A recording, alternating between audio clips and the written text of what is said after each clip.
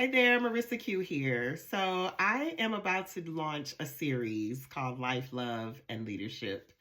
If you know me, chances are you have experienced me in one of a few ways. You know me as a life coach and an inspiration to, as a women's empowerment speaker. You know me as a leadership consultant or a management consultant because I've come into your organization and made shift happen. You know me as a podcast host.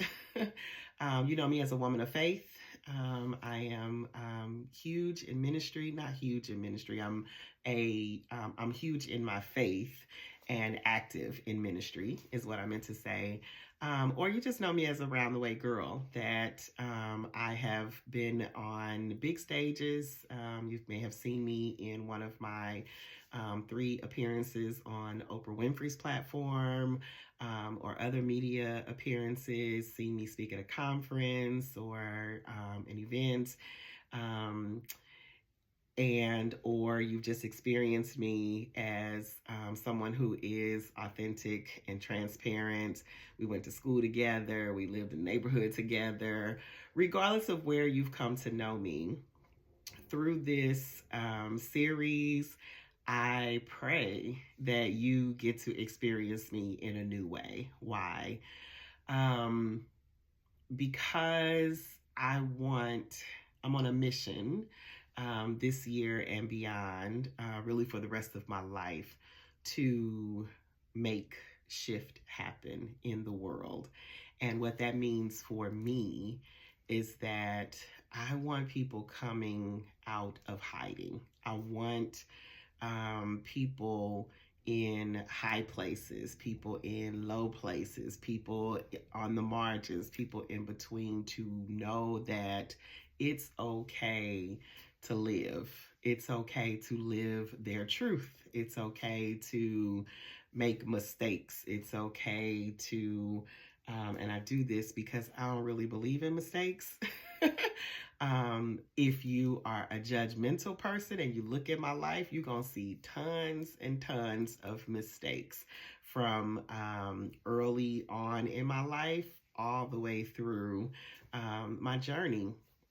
But I don't believe in mistakes. I think that we do the best we can with the information and the resources and the experience that we have at the time. And everything works together for our good, for our learning, for our edifications, for other people's edifications. And so, and I think that believing in mistakes is part of what keeps people bound, what keeps people in bad situations for way too long. I'm an entrepreneur and I've been in business for 13 years, I think, this year. About, let's see, 2019. In 2019, I had a big shakeup in my business. I was successful, growing, on my way to 7 figures, and I hated it.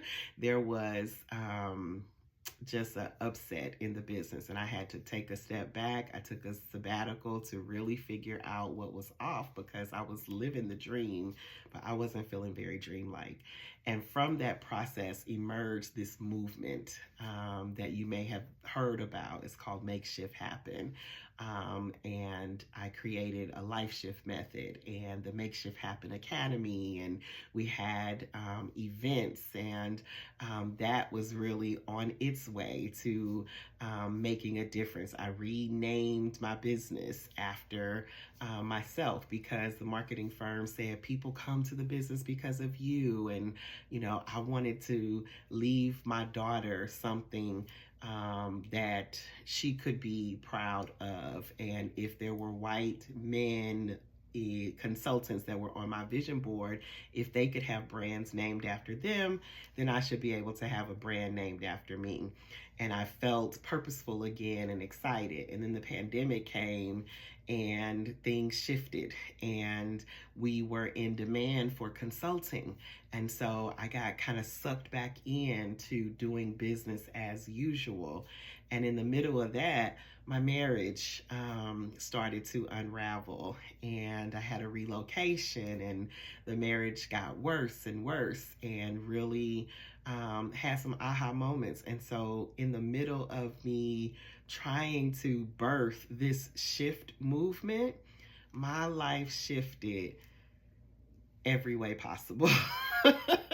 I sold my home, left my hometown where I had pretty much lived all my life, moved to New York City, got isolated from my family, my support, my network, everything I knew, and was miserable in what was really an abusive relationship, emotionally, psychologically, financially, and found myself uprooting from that and relocating again to heal and be able to kind of take care of myself. And everything around me was shifting. I was an empty nester by then.